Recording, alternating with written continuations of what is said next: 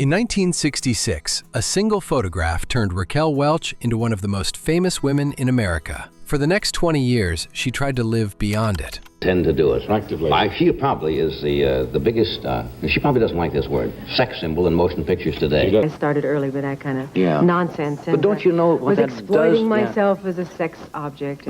Years later, on Johnny Carson's couch, she would finally say it out loud, how long she'd been trying to get rid of it. She was born Jo Raquel Tejada in Chicago in 1940, the daughter of a Bolivian aeronautical engineer who had come north for work. But at home, her father insisted on speaking English. He did not want his children to sound like outsiders. By the time she was 24, she was a divorced mother of two, reading the weather on a low-budget television station in San Diego and modeling on the side. Then, in 1966, came a small British film called 1 Million Years BC. She had 3 lines of dialogue and spent the rest of the film in a doe-skin bikini, and almost overnight, Raquel Welch became famous. The poster from that film sold more copies than any photograph of its decade. By 1968, her image was everywhere, but the woman behind that image never saw herself the way the world did. June 19, 1968, New York. Raquel had a plane to London in the morning, but first she walked onto the most watched stage in American television. And I really didn't know I was kind of going to do your show because I didn't know if I'd have time before I fled off to London. But I wouldn't leave the country again without saying goodbye to you. I know you wouldn't. Every time she leaves the country, she comes back goodbye here. to you. Then she answered the question that came with the fame. There seemed to be a stereotyped idea of what a sex symbol was, sort of vapid and not too bright and not with much ability or... Doesn't hold true, really. Well, I don't know if it does or not, but it's kind of... It makes you feel that you're limited in some way, and so you kind of fight against it, but I don't think that you can really fight against an image. It's something that you can't control. And there was a line she'd already drawn for herself. I don't think that it's sort of a necessary thing. No. And I mean, if I'm already sort of accepted as a glamorous type or a sex symbol, or that is the image that's grown around me, it seems like almost gilding the lily, isn't it? Yeah, you don't need it anyway.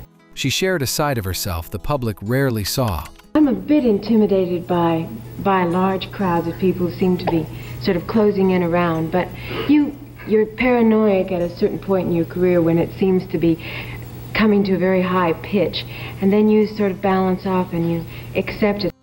Then, someone Raquel admired helped her see it differently. One day Jimmy Stewart came by, and he's such a gracious man, and he was always so wonderful, and so was Dean, and he said, you know, well, Raquel, dear, those people out there, they think we're magic, and You really must got go out to and see sing him. along, yes. He's a great And guy. he was so wonderful, and I said, well, you're right.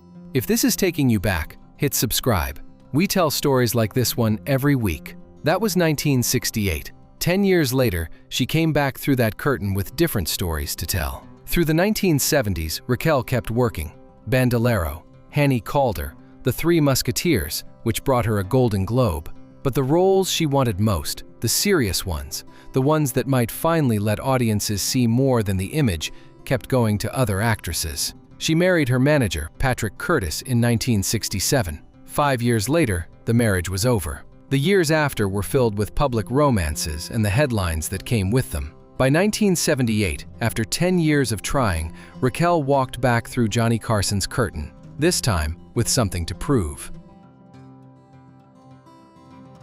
Raquel started by telling Johnny what really happened on set. What happened was that the costume just kept getting smaller and smaller, you know. And they kept sending cables in from London saying, the censors are very interested in this. It seems that Miss Welch's costume is getting smaller with each set of new rushes, you know. But I guess it was the only way to survive, you know. They just kept pulling bits and pieces off of me until pretty soon I was...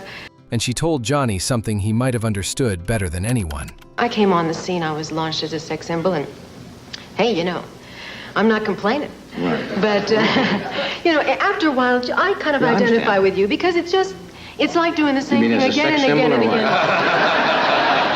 You mean as a sex symbol? I hope you meant that. Yes, I did. I did mean that. That's what I thought you meant. Oh, I mean, you're the best thing since sliced bread, honey. Then Johnny pulled out something he'd been waiting all week to show her. There's nothing wrong with this. I just want to show you. And on the pillowcase is on the motel. This is what was on the pillowcase. But the funny part about it was, on the other side of the pillowcase in which my son was staying was a picture. Absolutely true. Then he took it one step further. That's really, You realize now we can tell people now that we are together in a motel in Cape Cod and shared the same pillowcase? Isn't that wild? Yeah, I'd like to have it. Well, Can you, like, write I was going to ask you to sign it, and I was going to keep it. She just produced her own television special, From Raquel with Love, and Johnny wanted to know more. Not to be self-conscious about all of that, and just have fun with the image, poke a little fun at it, and entertain people.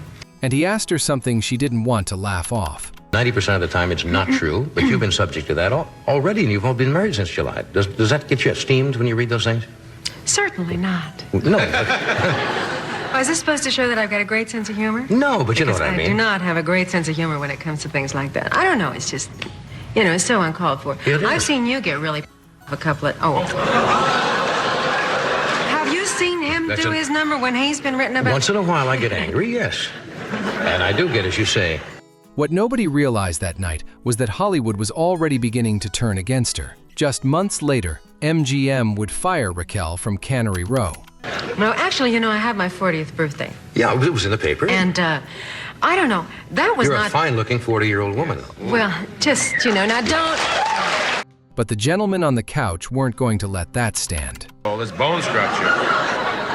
It's the bones, you It's the think? bones, yes. Well, anyhow, what I... Isn't that what they always say when they have fine, Great bones. chic or Fine bones, fine bone yes. structure? But her bones were put together so much better than our bones. Well, I hope that all the And the rest... bone covering was done well. The covering of the bones. 6 months later, the phone call came from MGM. When the call came, Raquel Welch had already been hired to star opposite Nick Nolte in Cannery Row.